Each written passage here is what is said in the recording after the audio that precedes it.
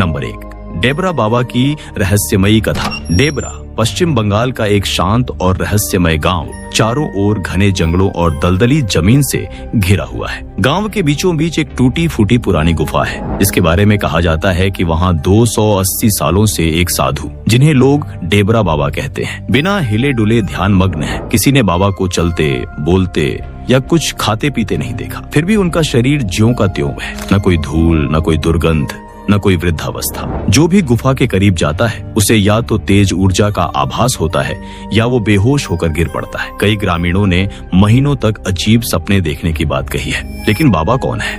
कहानी शुरू होती है 1740 में, जब बंगाल के आग्नेयपुर गांव में एक असाधारण बालक जन्मा, ईशान। बचपन से ही वह अन्य बच्चों से अलग था, खेल में नहीं, ध्यान में रमता था। एक रात जब गांव के पास जंगल में आसमान से नीली रोशनी गिरी तो लोग डर से घरों में छुप गए। सुबह देखा गया कि एक विशाल पेड़ राख बन चुका था और उसके नीचे ईशान ध्यानस्थ बैठा था। उस दिन से गांव में उसे एक दिव्य आत्मा माना जाने लगा। कुछ समय बाद एक रहस्यमयी सन्यासी गांव आया और ईशान को अपने साथ ले गया। कहा जाता है कि वह सन्यासी हिमालय की किसी गुप्त साधना परंपरा से था और उसने ईशान को वर्षों तक तैयार किया। 21 वर्षों के बाद ईशान लौटा। अब वह केवल मनुष्य नहीं बल्कि ईशान आनंद बन चुका था, तेजस्वी, शांत और अलौकिक। उसके बाद वह सीधे डेबरा गांव गया और उसी गुफा में प्रवेश कर गया। तब से वह वहीं है, न निकला न किसी से मिला। 1935 में एक अंग्रेज वैज्ञानिक आर्थर कीटिंग वहां पहुंचा। उसने पाया कि गुफा के चारों ओर एक अजीब इलेक्ट्रोमैग्नेटिक फील्ड है जो इंसानी दिमाग को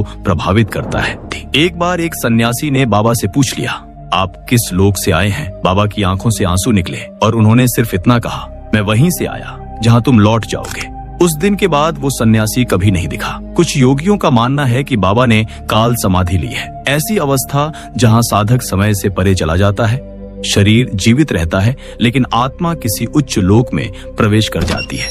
आज भी डेबरा गांव में हर पूर्णिमा की रात को उस गुफा के पास हल्की रोशनी दिखती है। लोग दूर से प्रणाम करते हैं पर पास जाने की हिम्मत नहीं करते। शायद बाबा अब भी वहीं हैं, नींद और जागरण के बीच, मृत्यु और अमृत्व के बीच, हमें देखते हुए, हमारे ही भविष्य के संकेत समझते हुए। नंबर 2, मंगोलिया का बर्फीला बाबा। मंगोलिया के उत्तरी इलाकों में जहां बर्फ, आसमान और जमीन के बीच कोई फर्क नहीं छोड़ती, जहां साल के 8 महीने जीवन सिर्फ एक जमी हुई सांस बनकर रह जाता है, वहीं अल्टान उलगी की बर्फीली घाटियों के बीच एक गुफा है। एक ऐसी गुफा जो न सिर्फ रहस्यमयी है बल्कि संभवतः इस धरती का सबसे पुराना ध्यानस्थ केंद्र भी। उस गुफा के भीतर बैठा है एक साधु जिसे स्थानीय लोग त्सगान बाबा कहते हैं।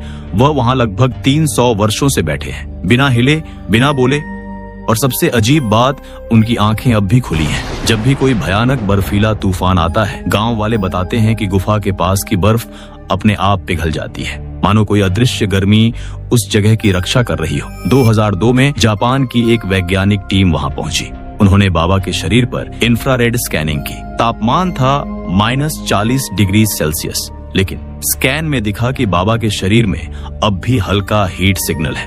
मतलब वो शरीर अभी भी एक्टिव है। लेकिन कैसे और क्यों? बाबा के सामने रखी है एक पुरानी किताब, संस्कृत में लिखी गई, लेकिन कुछ अक्षर मानव सभ्यता की किसी भाषा से मेल नहीं खाते। वे किसी एलियन स्क्रिप्ट जैसे लगते हैं। गांव वालों का विश्वास है सगान बाबा किसी और लोक से आए हैं, शायद धरती के रक्षक हैं, जो अगले हिम युग की वापसी तक ध्यान में रहेंगे। और उनके ठीक सामने एक मूर्ति है जो हूबहू बाबा जैसी दिखती है, पर उसके माथे पर एक तीसरी आंख खुली हुई है। क्या यह उनका असली रूप है या कोई चेतावनी? कहानी अभी बाकी है, क्योंकि कुछ लोग कहते हैं कि उस किताब में भविष्य की घटनाओं का जिक्र है और हर बार जब किसी क्षेत्र में कोई बड़ी आपदा आती है, गुफा के आसपास का तापमान थोड़ा बढ़ जाता है। क्या सगान बाबा जागने वाले हैं या हम कुछ ऐसा छू रहे हैं जिसे समझने की हमारी क्षमता नहीं? नंबर 3, साइबेरिया की बर्फीली समाधि। इमेजिन कीजिए एक ऐसी जगह जहां सूरज भी डर कर निकलता है, जहां हवा इतनी सर्द है कि आपकी सांस हवा में ही जम जाए। साइबेरिया रूस का सबसे ठंडा और रहस्यमयी इलाका, और वहां याकुतिया का एक दुर्गम हिस्सा जहां तापमान -60 डिग्री सेल्सियस तक गिर जाता है। यहाँ बर्फ से ढकी एक गुफा है जिसे स्थानीय लोग नेवोग्लाजा कहते हैं, दिव्य आंखें।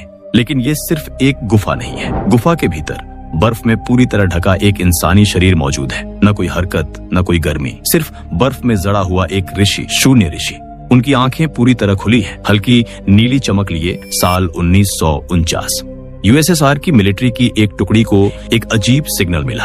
आर्कटिक रिसर्च स्टेशन ने उस गुफा के अंदर से असामान्य इलेक्ट्रोमैग्नेटिक वेव्स डिटेक्ट की थी। 8 सैनिकों की एक टीम नेवोग्लाजा की ओर भेजी गई। गुफा के भीतर घुसते ही रेडियो सिग्नल बंद हो गए। आवाजें अजीब सी गूंजने लगी, जैसे कोई पुरानी भाषा फुसफुसा रहा हो। 18 मिनट के बाद 3 सैनिक भागते हुए बाहर निकले, लेकिन बाहर आते ही बेहोश हो गए। बाकी के 5 सैनिक अगली सुबह पास की बर्फ में मृत मिले। पोस्टमार्टम रिपोर्ट में कहा गया, cause of death unknown psychological collapse. उनके चेहरों पर था ऐसा डर जैसे उन्होंने खुद को ही खो दिया हो। ये घटना सालों तक गोपनीय रखी गई। यूएसएसआर की एक गुप्त फाइल नंबर X-47 आर्कटिका, जो 1991 में सोवियत यूनियन के टूटने के बाद सार्वजनिक हुई, उसमें यह सब दर्ज था। उस रिपोर्ट में लिखा था, Inside the cave, a humanoid figure is visible through the ice.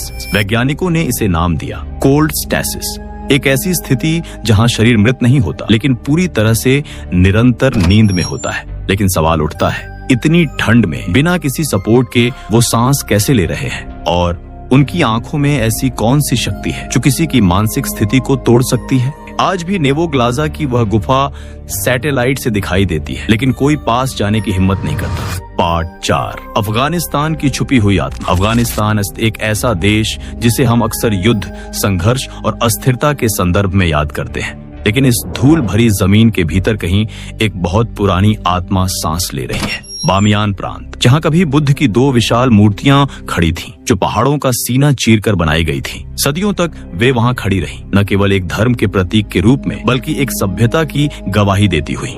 लेकिन फिर एक दिन गोलियों और बमों के शोर में वे गिरा दी गईं। उन मूर्तियों से कुछ मील दूर एक गुफा है, जिसे स्थानीय लोग श्रद्धा से सरफराज की गुफा कहते हैं। इस गुफा को लेकर एक रहस्य है, एक किंवदंती जो पीढ़ियों से चलती आ रही है। कहते हैं इस गुफा में पिछले 250 वर्षों से एक बाबा ध्यान में लीन है। कोई नहीं जानता उनका नाम, कोई नहीं जानता उनकी उम्र, और न ही कोई जानता कि वे वहाँ कैसे पहुँचे। बस एक बात सब जानते हैं, जहाँ वह बाबा हैं वहाँ युद्ध नहीं होता। ये केवल एक लोक कथा नहीं है। 1990 के आसपास तालिबान ने इस गुफा को नष्ट करने का निर्णय लिया। उन्होंने वहाँ विस्फोटक लगाए कई बार, लेकिन हर बार उपकरण काम करने से पहले ही फेल हो गए। कभी तार जल गया, कभी स्विच जाम हो गया, और कभी बिना किसी वजह के बम निष्क्रिय हो गया। और आखिरकार तालिबान ने हार मानकर उस गुफा को लोहे की चादरों से बंद कर दिया। लेकिन कहानी यहीं खत्म नहीं होती। कुछ वर्षों बाद एक अफगानी डॉक्टर, जो खुद सूफी मार्ग पर चलने वाले थे, उस गुफा के पास पहुंचे। उन्होंने बाबा को देखा और बाबा ने उन्हें देखा। डॉक्टर ने पूछा, तुम कौन हो? बाबा ने सिर्फ इतना कहा, मैं वो हूँ जो तुम थे। बस उस दिन के बाद डॉक्टर ने सब कुछ छोड़ दिया, परिवार, अस्पताल, धन, दुनिया। उन्होंने गुफा के पास ही एक छोटी सी जगह बना ली और वहीं ध्यान में लीन हो गए। अब उन्हें लोग छोटे बाबा कहते हैं। गांव वालों का मानना है कि रात के समय जब पूरा इलाका शांत होता है, तब गुफा के भीतर से एक मांत्रिक लय, एक सूफियाना संगीत उभरता है।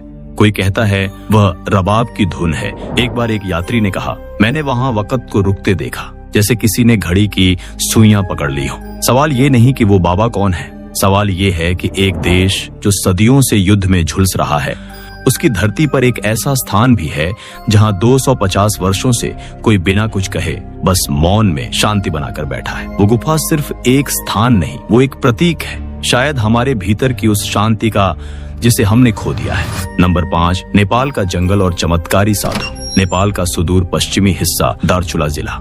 यहाँ एक जंगल है इतना घना कि सूरज की किरणें भी जमीन तक पहुँचने से डरे। इसी जंगल के भीतर एक रहस्यमयी गुफा है। कोई नक्शे में नहीं, कोई किताबों में नहीं, बस कुछ पुराने शिकारी और चरवाहों को इसका पता है। और इसी गुफा में रहते हैं एक साधु, जिन्हें लोग भगवान का सेवक कहते हैं। कोई नहीं जानता ये बाबा कहाँ से आए। कुछ कहते हैं ये हिमालय से उतरे हैं, कुछ कहते हैं ये इंसान नहीं, कोई दिव्य आत्मा है। उनका शरीर इतना हल्का जैसे हवा में घुल जाए। जंगल के जानवर, बाघ, भालू, तेंदुआ जो इंसानों से दूर भागते हैं, वो खुद चलकर बाबा के पास आते हैं। एक शिकारी ने बताया, मैंने अपनी आंखों से देखा, एक बाघ बाबा के सामने बैठा था, जैसे कोई शिष्य अपने गुरु के सामने। बाबा ना प्रवचन देते हैं ना भाषण, बस एक वाक्य कहते हैं, ध्यान, सेवा और मौन, यही आत्मा का रास्ता है। गांव वाले बताते हैं कि बाबा को बारिश में भीगते नहीं देखा गया, ना कभी उन्हें खाना बनाते। कहते हैं वो सिर्फ हवा और प्रकृति की ऊर्जा से जीवित रहते हैं। कुछ लोग उन्हें देखने जाते हैं, कुछ उनसे चमत्कार की उम्मीद में, लेकिन वो बस मुस्कुराते हैं। तुम बाहर खोजते हो जबकि रास्ता भीतर है।